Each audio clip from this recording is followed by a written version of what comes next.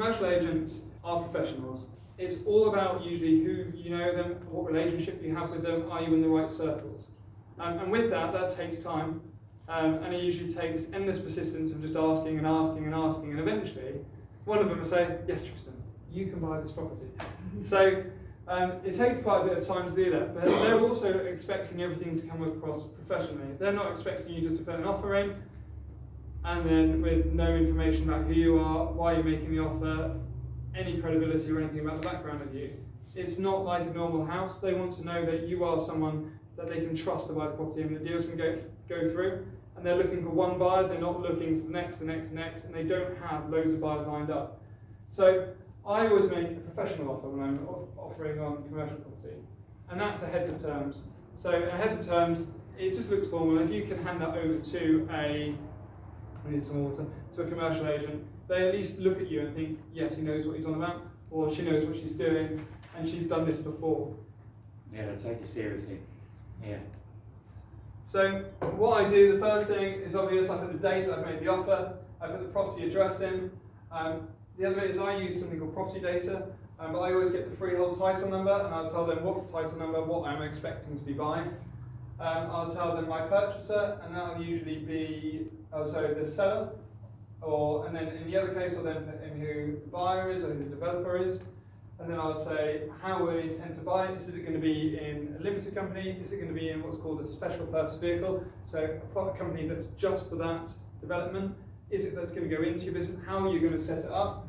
And then your purchase price, so what you've agreed. And then you can't see it here at all, it's a bit blurry. It says conditions. So if you're going to be buying a commercial property, the chances are there's going to be conditions in the reason you're buying it. And the landlords who's selling it, they kind of realise the chances are there's going to be a condition with it. And sometimes that could be as much as if you're just buying a normal commercial property to rent it out to someone, it could be that we have access to the property prior to purchase, so then we can make sure we can do viewings, or we can get a tenant or someone lined up, or it could be I want to have it sold subject to survey and searches, I'm going to go on to exchange delay completion, but you put in all your terms and what you want and what you're expecting in there. And the idea is, both of you agree to it, what do you do, and you crack on. Chances are you'll go back forwards a little bit, you might change it slightly, but in the main it's got to reflect what you want to do.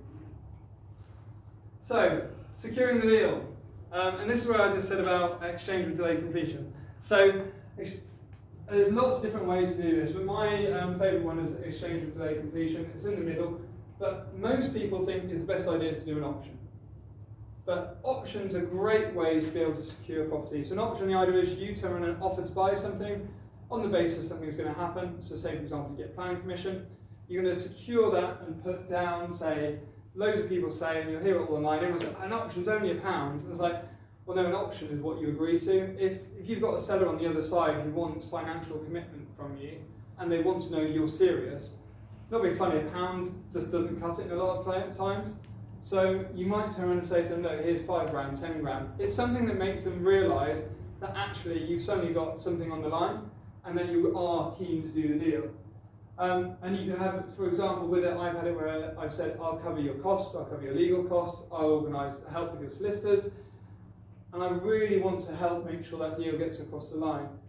But the main reason I use exchange with delay completion is in Norfolk, we tend to have, and I might be wrong, a lot of older landowners, and they understand exchange, because exchange means you're going to do a deal. You shook on it, you paid money, you're going to do a deal, because everyone understands when you exchange. An option, everyone thinks, well, there'll be options to it, it's in the bloody name. So when it comes to an exchange with delay completion, you can still put options and conditions on it.